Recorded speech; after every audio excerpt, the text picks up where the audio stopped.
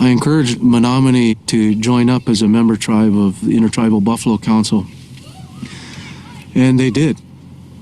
You know, these guys, they got together, these young men, and found the resources to put up the infrastructure that they needed, and we were able to get some animals, 10 buffalo, to come here today. I was able to fit it in my schedule to be here for the release and come up and see my new Menominee relatives.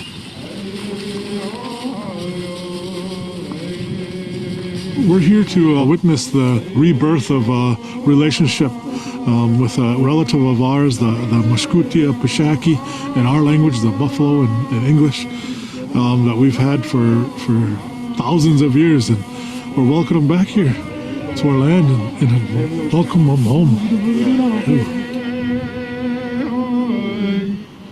I don't know. It's been a long time. I don't even know if there is a memory of it anymore. It's been so far removed from our people. But today, November 12th is the day we're going to celebrate.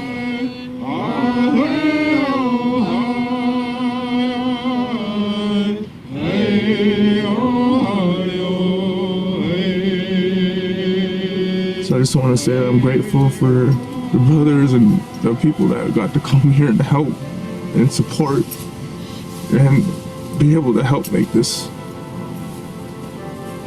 here happen today. So I'm real grateful and honored to be here. So with that, I want you to know I love each and every one of you guys, and thank you so much.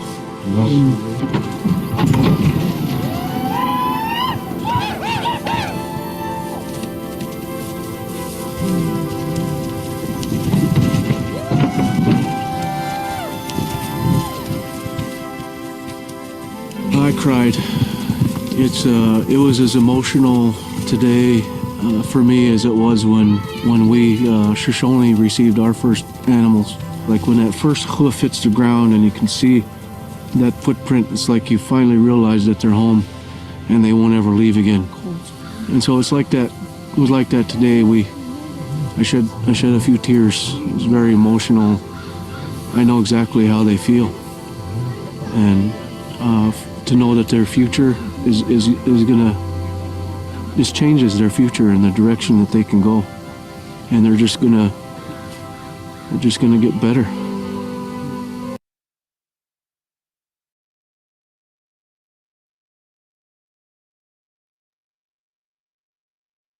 So with that, I want to turn things over to Paul Haible.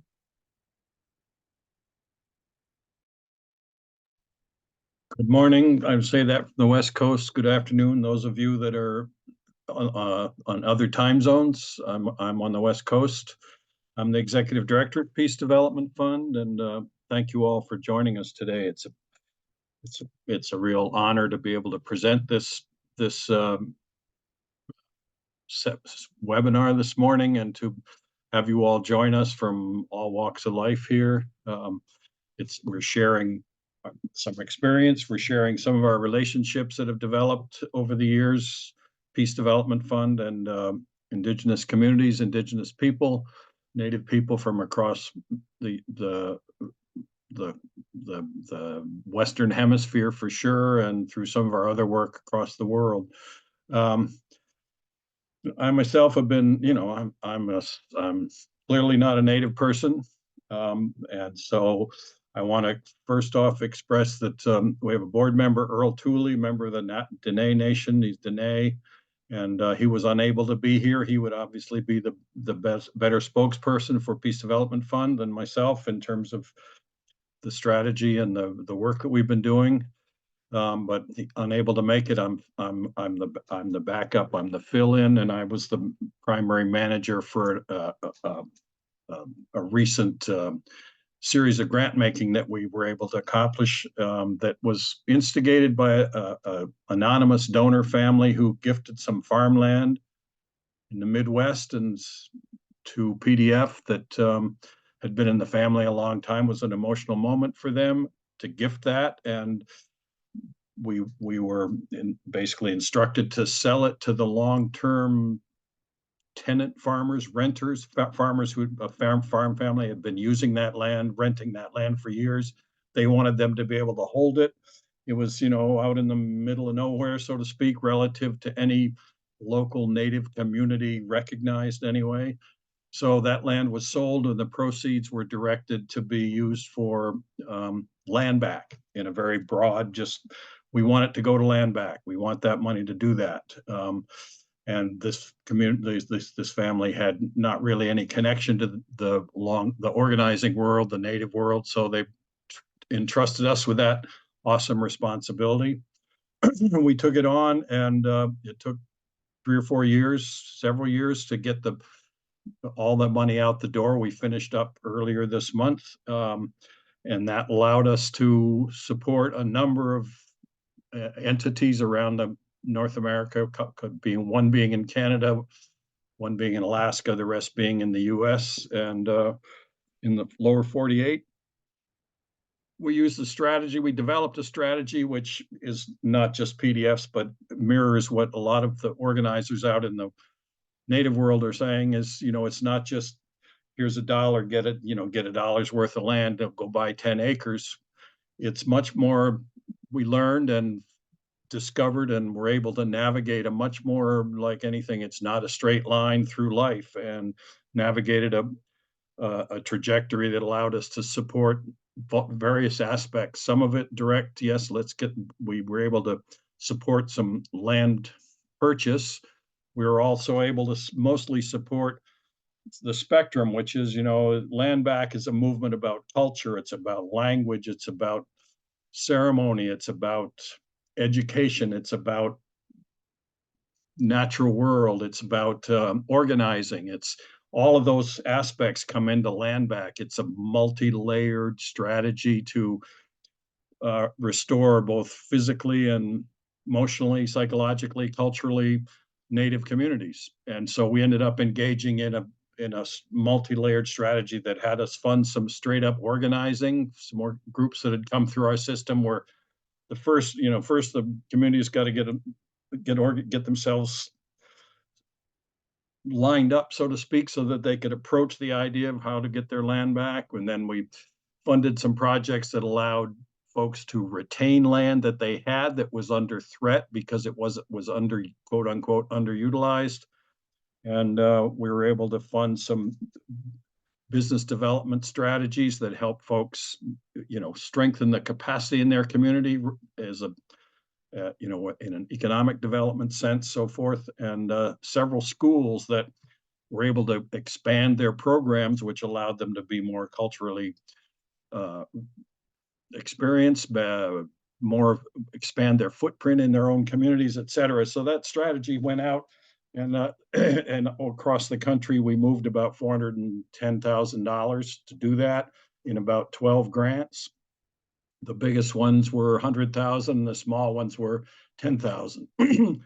And within that system, I want to just highlight one, and I'm not going to take a lot of time to describe it,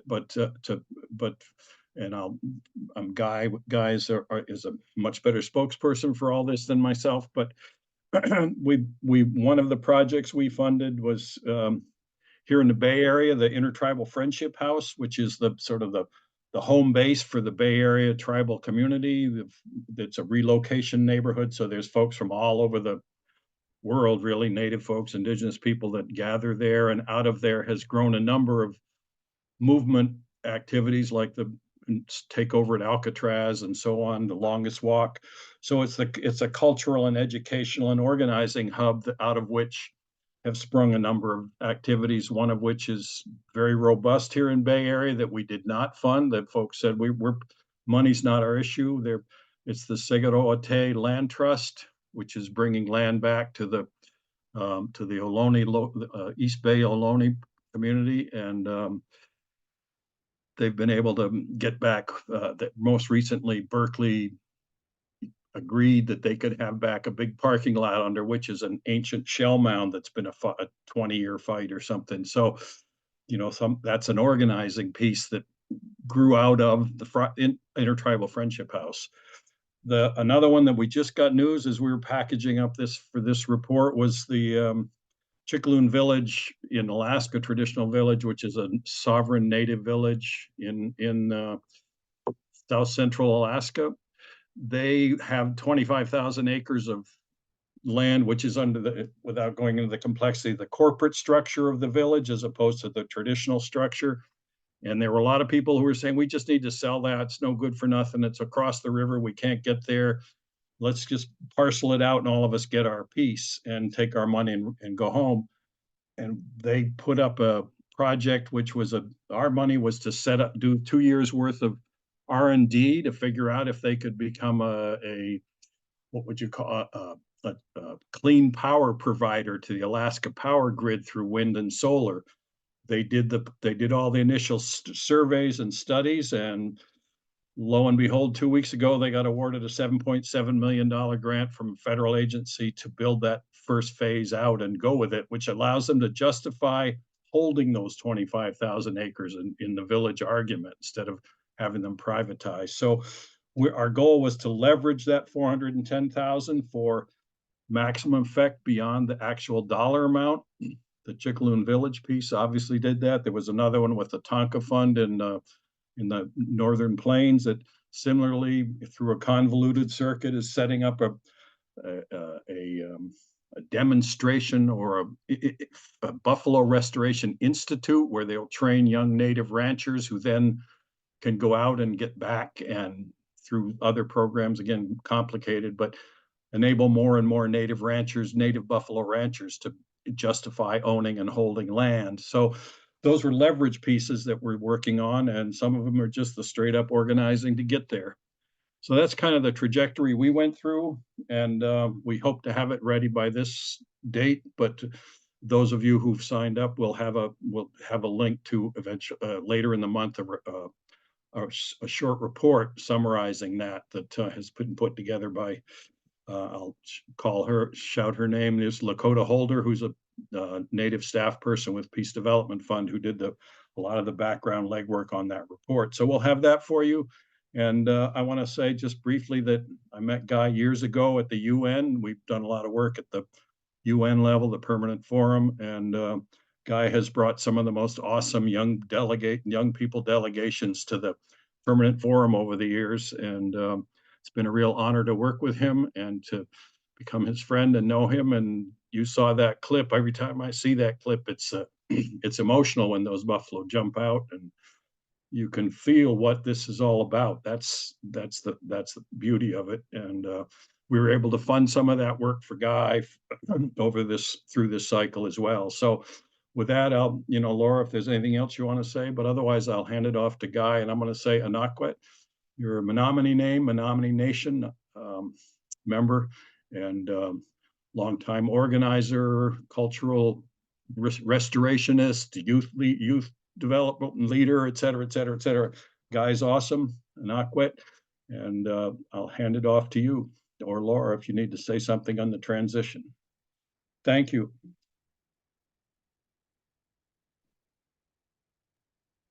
Yeah, hi, Poso. Waiwan and Paul, Waiwan and PDF for giving me this opportunity to talk a little bit about. Can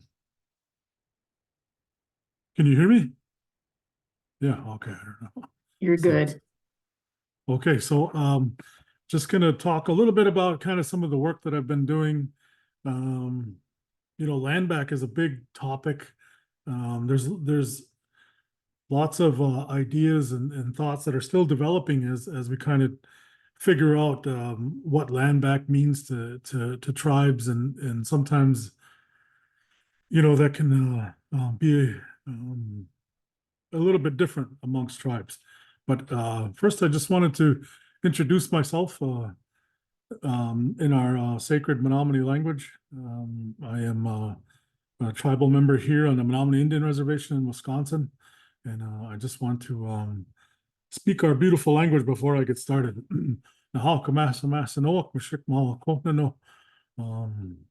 Mawani nacho mat no manewak mase wanani Anahkwet nutakam wapasha nitotam kashikna nitski wakin Waiwanan Mawani weak eo saitua shikdayum Mawani mamache tawak mase wanani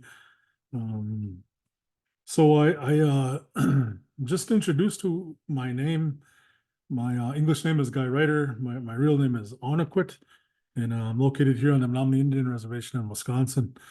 And that language that I just spoke is not a foreign language. It comes from this land here in Wisconsin. It's the original land. It's the original language of this land. Menominees are the oldest inhabitants of Wisconsin. So again, I just wanted to talk a little bit about land back and some of the things that we've been doing. As you've seen on that initial movie, that little 2-clip movie of us restoring our buffalo and bringing our buffalo back. I thought for sure that there would be a nomination for an Oscar there, but I don't know. I guess I never got the call, so I have to maybe try next year. But that was a pretty big moment for us here, and I kind of wanted to just back up a little bit and really talk about, I guess, the beginning, the way I understand land back, and the way I interpret it. I think it began way back in like 1493. When the first ships arrived here or close to here. We have fought, every step of the way to maintain our land and our connection to it and our connection to the earth. I think throughout history, you can read time and time again, you'll read how we as Indigenous people have fought for our land, never given up willingly, and like I had heard others say, John Wayne didn't get all of us, like we're still here and we're still fighting and we're still, connecting with our land. Some of the more recent, land back movements, I think one of the biggest, especially, I know PDF is out there on the West Coast, the occupation of Alcatraz, I think was in 69 and 71 there. That was kind of like the resurgence of our people reclaiming land back. And there was a lot more after that too, and the occupation of Mount Rushmore, and in 71 around there, the BIA headquarters takeover in 72, and of course the more famous 73 Wounded Knee siege there in Lakota territory. Those are just some examples of that, and a part of, for us as Menominees, and of course I don't speak for all Menominees, but I'm wanting to just give you an idea of who we are as a tribe. Our tribe was the very first tribe terminated in the termination era here in the country, and at one time we occupied over 10 million acres, and through 7 treaties, we were down to 235,000 acres. And then, of course, we were terminated in 1953. We won our restoration through a congressional act, the Menominee Restoration Act, in 1973. And to me, that was the major movement for land back. And I think when I think about that termination era, and of course, I wasn't around at that time. I was born in 1979, but a lot of my relatives have been involved in that, and it was an amazing moment, I feel, in our tribe's history, even though you could say it was a rather negative one, but yet it showed our spirit, it showed our culture, it showed our unity, it showed how resilient we are as a people to be able to get a congressional act and get our land restored. I know I read another little tidbit in an article that said something like 5% of the global indigenous population manage 50% of the areas on Earth that are protected for conservation are still support intact ecosystems. Like that also kind of just demonstrates the way that our people understand land. Our creation story for us starts us coming out of the earth, coming out of the land. We're old enough and to remember the creation of the earth. We have a story for that as well. And it's a big, beautiful story, and it would probably take about 4 or 5 hours to tell. So I think we should probably get started so I can get through it. But I don't think I have that kind of time. But just want to give you an idea, a little bit of how we view this earth. In our language, we call it koko mas or kamakana, which kind of roughly translates to like our mother of all, that she's very loving and takes care of all of us here. And there's many other terms too that are used to kind of define that connection and talk about that connection. But it's something I feel like we've had since the beginning. And here in Wisconsin, I remember as a young man being around during the Ojibwe hunting and fishing rights. You may not think that that's a land back movement, but that definitely is. The tribes were wanting to exercise their treaty rights in their areas. And another early on sort of land back movement in my youth was also the Crandon mine defeat. It was the Exxon mine here at the headwaters of the Wolf River that the Menominee, Potawatomi, the Mole Lake tribes and other tribes really came together with non-natives and stopped that mine from developing. That was in the 90s when that happened. And that was definitely, a land back movement, because the tribes now own that land that mine was going to be on. And more recently, I wanted to just talk about, I know the Red Cliff tribe up way up north here in Wisconsin. It's right at the tip of Wisconsin. I know they got like 1,500 acres back from Bayfield County in 2022. That was their original land. And of course, the Oneida tribe here in Wisconsin, that's located by Green Bay, has been acquiring their original land for a while now, and so has the Ho-Chunk and other tribes. So this stuff has been going on, for quite a while, and it's really that connection to the earth. And I feel like most of us understand, at least the ones that are involved in movements like this, understand that that it's this connection to our earth is so important, and it's the connection to the relation and all the things that are involved. And I got a little relative here that's trying to protect our front door here, so excuse me if you hear him barking a little bit. But anyway, so I just wanted to bring some of that up to just kind of give you an idea a little bit about what's happening here in Wisconsin. And I know there's other things that are happening in other parts of the country. I know the Nimiipuu tribe there, the Nez Perce in the Northwest, have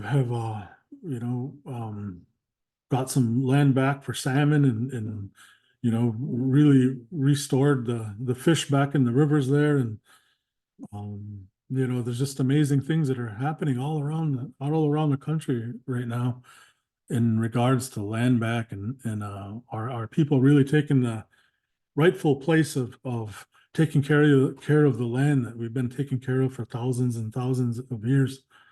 So it's exciting to see that stuff, and it's definitely very inspiring. And there's a whole lots of other things I know that I could talk about it as examples that recently have happened and doing. But I wanted to really just quickly get into the organization that I'm a part of and kind of what our plans were and what we've been doing. So my organization is called Mini Conakim. It roughly translates to community rebuilders, I guess, is a really, really hard way to say it, just because, this English language is a real pitiful language. It can't even describe very simple things in our language. And this English language is a backwards language, really. And it's like a deficit thinking language. It sees problems and it builds whole things around those problems. And it's a fear-based language, unlike our languages is about the opposite of that. And it's about connection and relationship building. So the organization Menominee started back in like 2017. It started on protecting our Menominee River, which is, according to our history, the excuse me, is the birthplace of our nation at the mouth of the Menominee River. And the Menominee River is the river that flows between upper Michigan and Wisconsin. It's a natural border that defines both those states here. And they were trying to put in and they're still trying to put in a gold mine, a sulfide mine there. And we've been resisting since then, and have done lots of things to maintain that land there. And we have gotten some land back there through local home landowners that had gifted the tribe like 5 acres, in so far. And there's a couple other plans that the city city of Marinette, which sits at the mouth of the Menominee River, is looking to gift the tribe with some more land there. But that particular mine is located on the Menominee River, and it within its project area has 24 of our known cultural sites, 3 known burial mound groups, and we have definitely been very much involved and have been leading the forefront. Our tribe, Menominee tribe, has been leading the way in this, and our organization has really just helped to do everything we can to protect that land. And after we've kind of gained some success in opposing that project, there was probably 20 or 30 of us that were like, hey man, if we can do this, let's think about what we can do here in our community. So we started to think about housing. We started to think about the drug epidemic. We started to think about all the things that are plaguing our community now, and what can we do about it, as a community, as community people. And we realized that we can basically do everything. And so we started to do just about everything.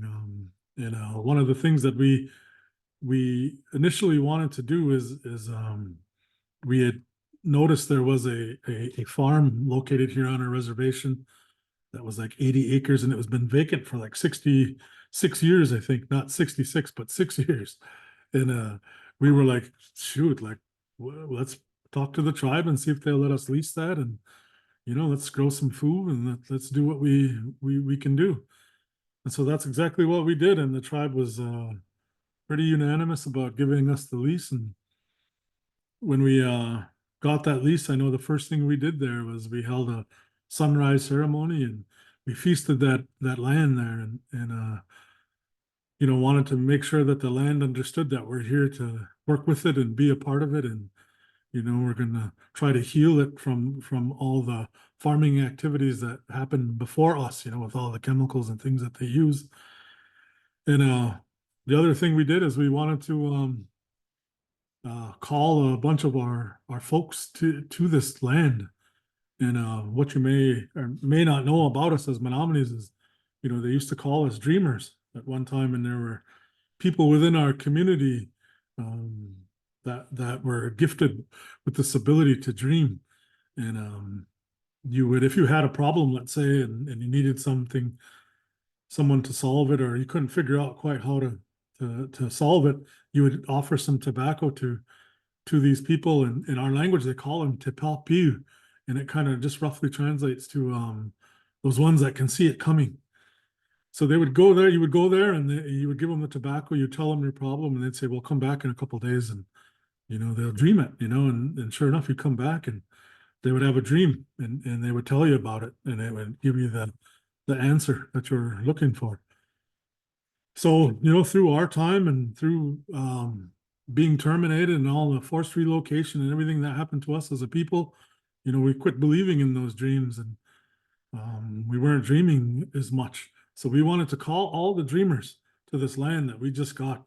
So we put a big flyer out and got on social media and all the things that you have to do, and called all the dreamers to come to the land. And I think we had probably like 60 people at first meeting, that we just held right out there on the land. And we all got in a circle. We said prayers and offered tobacco, and smudged everybody, and we just basically said, like, let's just see what is here. We want you guys to dream. What do you, when you close your eyes, what do you see here? And the we said, don't worry about who's going to pay for it, who's going to, where the money's going to come from, who's going to do the work. Just dream and see what's here. And created this incredible dreaming list. And the first two things on it was buffalo, and the other one was land back in language restoration. So we had this beautiful list, and that list really is what's been, fueling our work. And I'm happy to say that we did purchase a chunk of land that is across the way from our farm. That was one of the first things we did. That was a sacred site of ours. That was an eagle mound, they called it, historically, and it's in the archaeological record. We wanted to purchase that and really just keep it and not really develop or do anything. We didn't have any plans for it, but we wanted to also give it back to the tribe at some point. And then buffalo, of course, as you've seen, the buffalo have been removed from our community for a long time, and we wanted to reestablish that relationship, and we wanted to not necessarily have this grand vision of, we're going to raise them and they're going to do this, they're going to do that, but it's really about working with them and seeing what they're also going to bring back to our community. And there's a whole lots of other things that we have working on and going on, but I just wanted to kind of give you a little glimpse of some of the stuff we're working on. And again, we've, through the relationships with the city of Marinette and in other places, we've been able to get some of those projects, land back projects, to the tribe's table. And I was just in a meeting on Monday here with a potential opportunity of the tribe getting some more land back, and it's right along the bay of Lake Michigan. It's right in our ancestral homeland, and it's so exciting to just sit there to think that there we have an opportunity to occupy the original place where that first Menominee came out of the earth there. And it's kind of like going back to the beginning and starting not again, but continuing on. So I just want to thank everybody for being here and giving me this opportunity. Forgive me if it was a little bit rambling and stuff, but it's so much information, it's hard to put it into 15 minutes. And there's so much beautiful work. There's probably a lot I left out, and there's a lot of people I know that probably deserve the recognition for their work. And if I forgot to mention you, forgive me. But thank you, PDF. Thanks. Thank you so much, Anahkwet. I really appreciate your long history and painting the history of this movement for us. What I want to do now is invite everybody to be part of a breakout room discussion. So you should get a little click on your screen. It should put you directly into the room. We have a facilitator in each room so we can continue the conversation. So see you there in a second.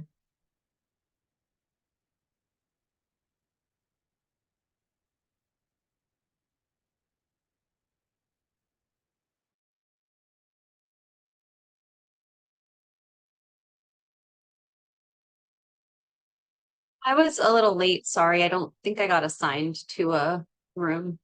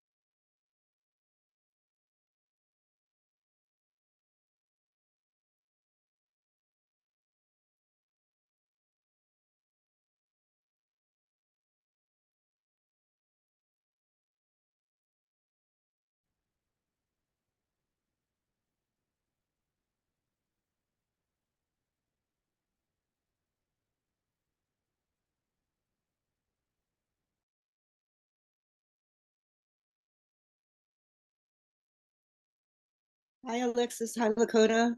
Hey, Paul. It's good to see your faces. Lakota, I haven't seen you in a while. You're beautiful. And so are you, Alexis. And so are you, Paul.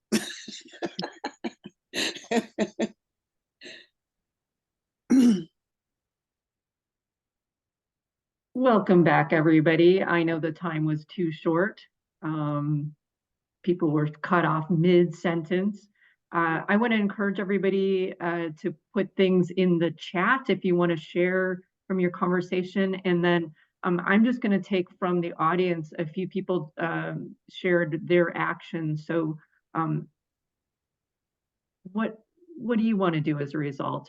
Who's willing to break the ice and share your action plan? I got an idea. So one of the things that I kind of mentioned was just it's obviously important to do the practical work, right? And the actual relationship building and doing those things. But there's another part of this work I feel that's probably more important. And that to me is the connection with the earth. That to me is reminding ourselves, especially as Indigenous people, of where we come from and our sacred relationship with her. And a lot of our tribes have our original stories still that know how this earth was made in our creation stories and where we come from. And I sometimes try to get people to at least one time during the day to put yourself in creation, to step outside or wherever you are and view up at that vast blue sky and just put yourself here now amongst this beautiful creation and on this beautiful earth that we are. I think it's just as important to change this language in your mind about the way you see, right? And use your own filters and use your own heart to understand how you see things. And you can never go wrong if you follow your heart. And if you listen to our beautiful Mother Earth, she is one of our greatest teachers. She's constantly teaching, but you need to slow down to listen.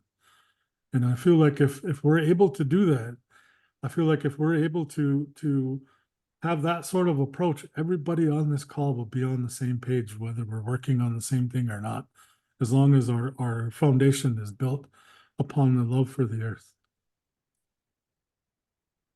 Thank you, Paul.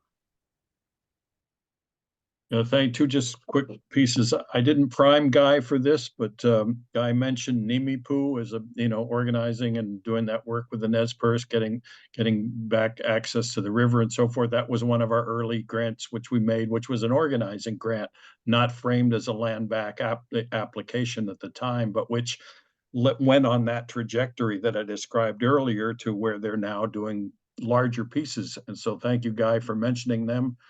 And then the other thing, I would be remiss with leaving this call. The family is an anonymous family, but the William Allen Fund is the donor advised fund that facilitated that work that we've been doing. It was a one time. It won't be repeated. They had that one chance, and they agonized. Do I give Grandpa's land away?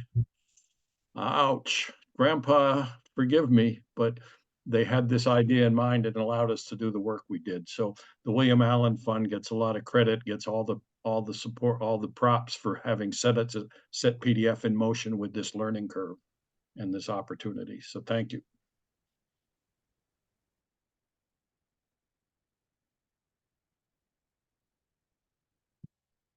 Thank you. Anyone else want to share out?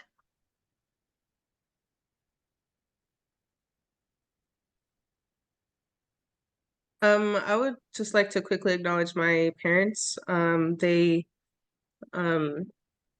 inherited property within a little town in northeastern Washington, and they put in work to return plots of the land to the local tribe across the river. And I do believe that was the first time that the tribe had owned any land within the town's boundaries after years of exclusion and of course the the racism that goes with it.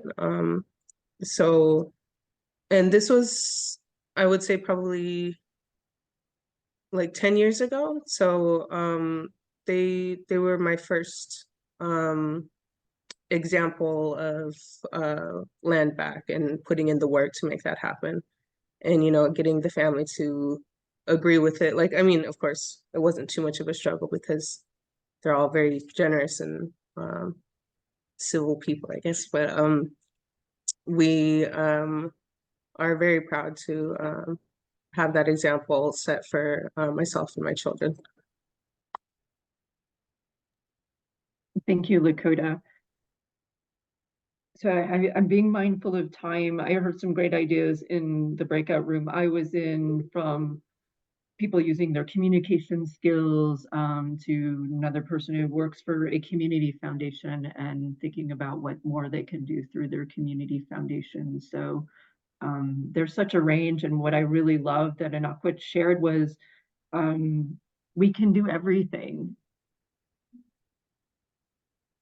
And so there's a lot of pathways to this work. I want to thank everybody for being part of this conversation, and we will get you copies of our report and how Peace Development Fund did that. We're also happy to be there as a partner to help facilitate this work for other folks who want to do similar to what we were able to do with the William Allen Fund. So there's lots of ways to get at it.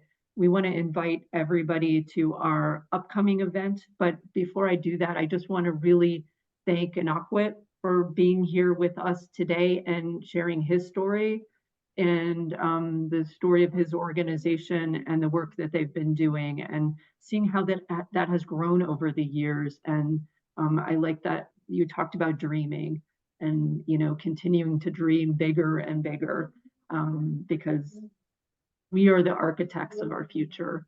I want to thank board, and just shout out to board member Tina Reynolds, who is up in the square with us here, and our staff Lakota, who spoke earlier, Sophia, who has been personing all of the behind the scenes tech with us, Paul for speaking and for leading all of the land back work and helping to figure it out and getting through all of the roadblocks and continuing to push.